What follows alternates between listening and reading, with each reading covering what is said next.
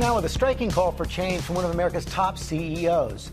Jide Zeitlin is one of the few black executives running a Fortune 500 company, and we're going to speak with him live in a moment after TJ Holmes takes a closer look at the deeply personal message Zeitlin shared with his company and the country. Hey, TJ. Hey, good morning to you again, George. Yeah, so we wanted to talk to the black CEO of a Fortune 500 company. That's 500 companies. We had 4 options. There are only 4. It's that type of disparity and inequity that touches so many parts of society, a system that is also the same system that has people marching in the streets right now. And Jide Zeitlin is one CEO who's speaking to his employees about it.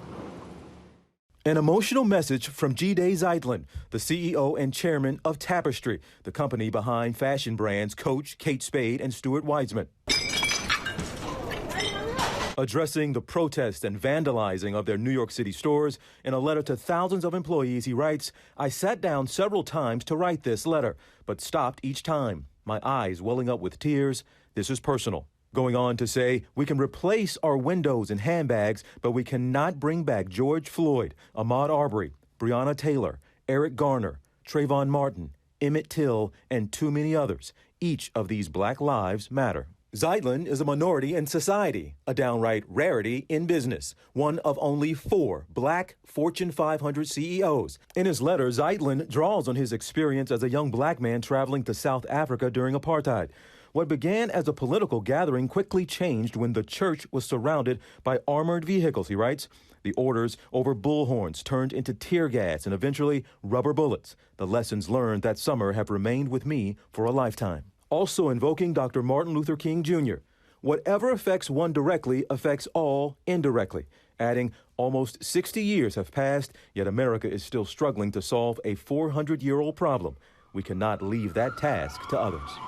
The CEOs, the other companies are TIAA, Lowe's, and Merck that also have black CEOs. They've also all spoken out, George, and making it clear that there's no difference, really, in this system of racism that has an effect on boardrooms or the streets of Brooklyn.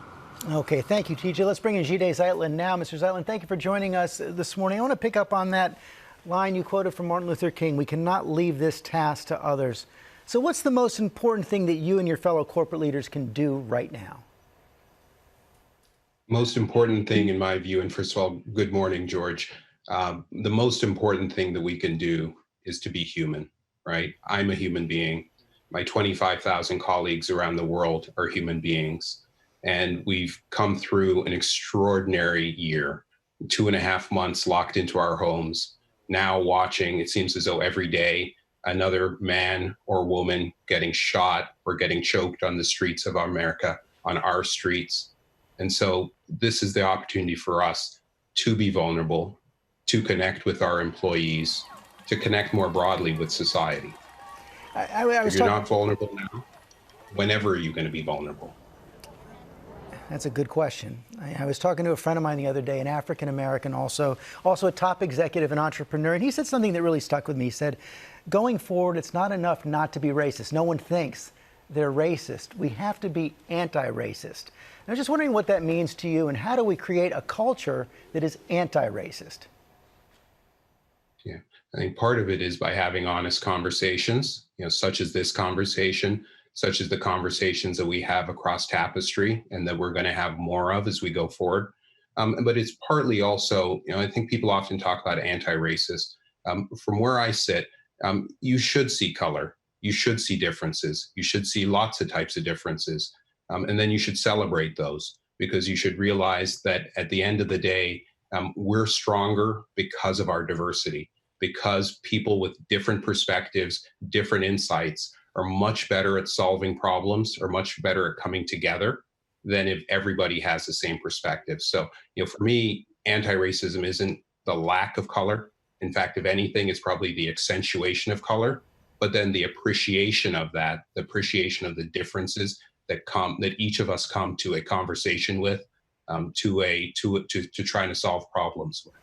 Some of your company's stores were damaged by looters, and people are frightened by that kind of violence. They're frightened by some of the things they've seen in the streets. And how do you address that fear and also address the underlying issues that are driving people to the streets?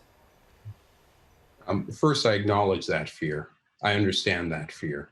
At the same time, I also put it into perspective and I focus on the cause. What is it that was the underlying issue that caused people to step out into the streets to protest, to take the steps that they took?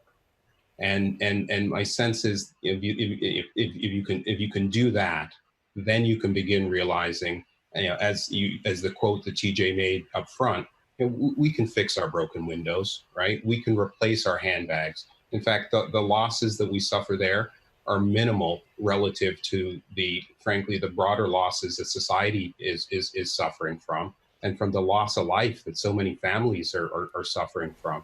And that's what's key. Until we get at the underlying systemic issues, we're going to be repeating this loop over and over again. And Much as when I reread, King's A Letter from a Birmingham Jail, it could have been written yesterday. well, And that that's was the 60 point. years ago.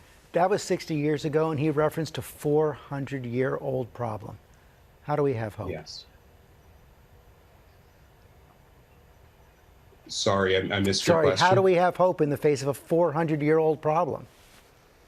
Oh, you've got to have hope. And from where I sit, I believe so fervently in the ideal that is America. In that ideal that it's about equal opportunity and the social mobility that comes with that ideal. So when I see the young black man in the street protesting, I sit there and I say, that's me. And in so many ways, George, I'd argue to you that that's you, because he's crying out for opportunity, the opportunity to better himself, and in so doing, to make America stronger. And I really believe that if he's able to achieve the American dream, it makes all of us better. And I'm really glad you shared that message this morning. Mr. Zeitlin, thanks for your time this morning. Thank you very much, George. Well, hey there, GMA fans. Robin Roberts here. Thanks for checking out our YouTube channel. Lots of great stuff here. So go on, click the subscribe button right over here to get more of awesome videos and content from GMA every day, anytime. We thank you for watching, and we'll see you in the morning on GMA.